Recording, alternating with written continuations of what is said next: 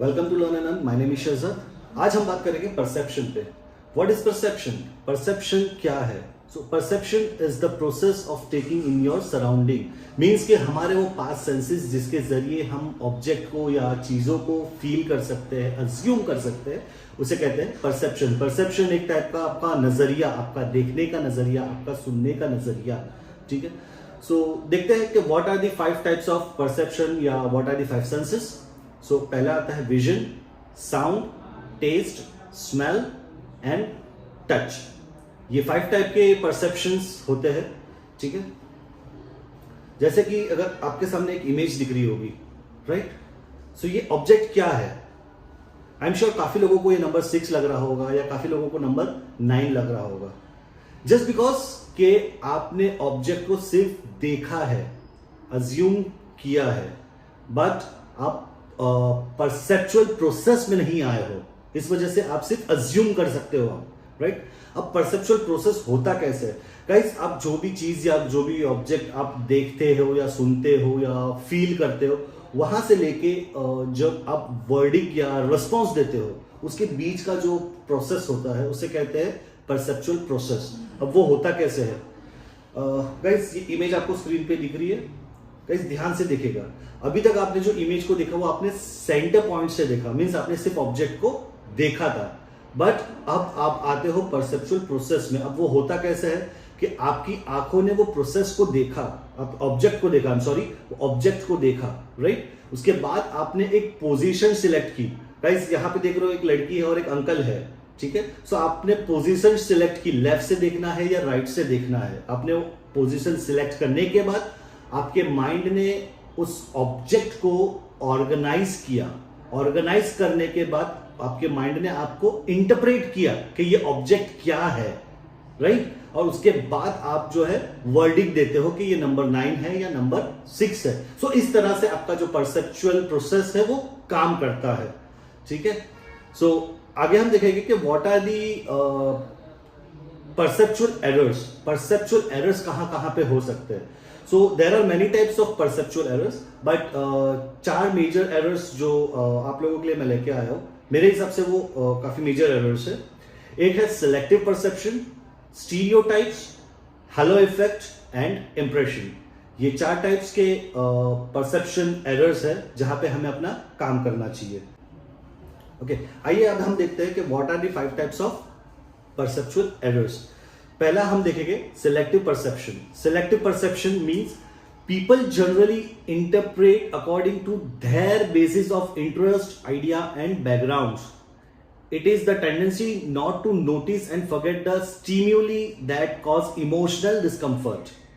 यानी कि for example अगर मैं आपको एग्जाम्पल दूं, सो एक ऑफिस में मैं मैनेजर हूं, ठीक है? मेरे अंडर में 10 लोग काम करते हैं। मुझे एक टीम लीडर सिलेक्ट करना है। सो ए एंड बी, 2 पर्सन ऐसे हैं जिनका सेल्स रिपोर्ट्स जो है वो इक्वल है, ठीक है? बट मैं इक्वली है, बट जब मैं ये डिस्क्लोज करता हूं कि एज एन टीम लीडर आपको सिलेक्ट किया जाएगा, सो उसमें जो बी का जो परफॉर्मेंस है वो ए से ज्यादा अच्छा रहता है, लेकिन मैं as an team leader A को सिलेक्ट करता हूं। रीजन जस्ट बिकॉज के जो ए पर्सन है वो मेरे फ्रेंड का भाई है या वो मेरा फ्रेंड है, राइट? सो उस वजह से मैं जो है ए को सिलेक्ट करता हूं। तो ये होता है सिलेक्टिव परसेप्शन। सेकंड देखते हैं स्टीरियोटाइप्स। अब स्टीरियोटाइप्स क्या होता है?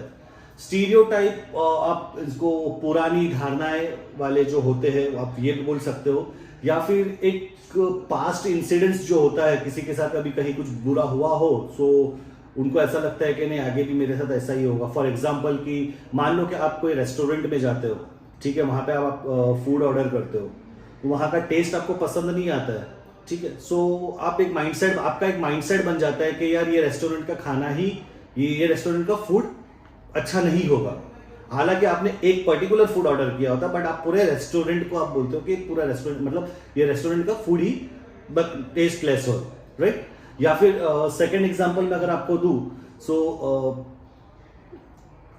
जैसे हमने फर्स्ट एग्जाम्पल में देखा, ठीक है? मान लो कि मैं मैनेजर हूं, ठीक है? मेरे टीम में 10 लोग हैं, ठीक है? पर्सन ए मेल है, पर्सन बी फीमेल है, ठीक है? जब दोनों की प्रोग्रेस रिपोर्ट जो है, सेल्स रिपोर्ट जो है वो इक्वल है, ठीक है, बट फीमेल का जो है वो थोड़ा सा बेटर रहता है compare to man, compare to a, ठीक है, बट मैं मैन को ही, पर्सन ए को ही सिलेक्ट करता हूं as an team leader. The reason because के मेरा ऐसा मानना होता है, मेरा ऐसा मानता हूं वो टाइम पे, मेरा ऐसा मानना है कि फीमेल जो है वो एक टीम को हैंडल नहीं कर सकती, राइट, वो ऑफिस नहीं चला सकती, वो सिर्फ घर काम के लिए ही होती है, वो घर अच्छे से चला सकती है, ऑफिस या टीम को वो हैंडल नहीं कर सकती। सो मेरा क्या माइंडसेट हो, मेरा माइंडसेट हुआ स्टीरियोटाइप का, राइट, ओके। थर्ड, अब हम देखते हैं हेलो इफेक्ट। हेलो इफेक्ट क्या है? So the hello effect is when one trait of a person or thing is used to make an overall judgment of that person or thing. For example, अगर हम किसी को देखते हैं, किसी person को देखते हैं, तो अगर वो एक टास्क में अच्छा है तो हम ये परसेप्ट कर लेते हैं, हम ये अज्यूम कर लेते हैं कि वो, इसको कोई भी टास्क दे दो, कोई भी टास्क दे दो, वो उसमें अच्छा करेगा, राइट। सो ये होता है hello effect. Last and fourth देखेंगे impression. Impression, when one assumes that a good looking person in a photograph is also an overall good person. Guys, इसका बेस्ट एग्जांपल मैं अगर आपको दूं तो हो सकता है जैसे अरेंज मैरिज होती है, जब लड़का लड़की एक दूसरे को देखने आते हैं, राइट, देखते हैं तो फर्स्ट मीटिंग होती है। सो फर्स्ट मीटिंग में ऑब्वियसली जो लड़का है लड़की है वो एक दूसरे को अच्छा ही साबित करेंगे, राइट, अच्छे से बिहेव करेंगे। सो वहां पे हम जो है फर्स्ट इंप्रेशन ये बना लेते हैं, एक ही फर्स्ट इंप्रेशन पे ही देख के उनकी बातों से, उनको देखकर उनकी बातों से हम ये अज्यूम कर लेते हैं कि ये बंदा या ये बंदी जो है वो एकदम अच्छा है, इसका नेचर जो है वो अच्छा है। सो ये इंप्रेशन हम बना लेते हैं। तो ये 4 टाइप के एरर्स है जहां पे गलतियां होती है, ठीक है, जो ये एरर्स को हमें इंप्रूव करना है। चलिए देखते हैं what are the strategies for improving perceptual skills. So these are the points. Knowledge, मतलब आप कभी भी किसी चीज के बारे में या किसी पर्सन के बारे में आप अपना ओपिनियन रखते हो या किसी के बारे में आप आपका परसेप्शन रखते हो, तो उससे पहले आप उस चीज के बारे में या उस पर्सन के बारे में पहले पूरी नॉलेज ले लीजिए, उसके बाद आप आपका ओपिनियन दीजिए, ठीक है। Second, positive attitude. आप हमेशा आपका जो एटीट्यूड है वो हमेशा पॉजिटिव रखिए, क्योंकि इससे आपको लोगों को समझने में आसानी होगी, आपको डिसीजन लेने में आसानी होगी।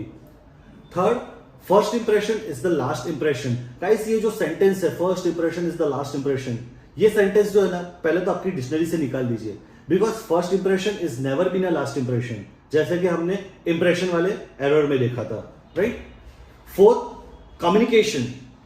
Guys, communicate openly. If you communicate openly, your most of the misunderstanding or problem will be clear.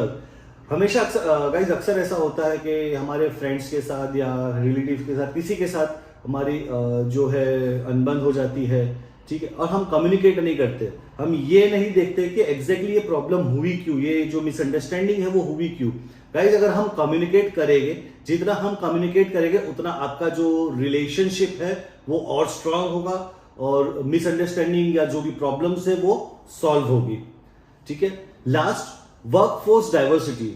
आपके जब आप ऑफिस में हैं, ठीक है, सो आप ज्यादा से ज्यादा लोगों के साथ बातचीत कीजिए, कम्युनिकेट कीजिए, इससे आपका जो लोगों को समझने का जो परसेप्शन है, ठीक है, वो और बढ़ेगा, और आपका जो कम्युनिकेशंस भी है, कम्युनिकेशन भी आप ओपनली कीजिए, ताकि और भी आपका परसेप्चुअल स्किल्स जो है वो इंप्रूव होगी।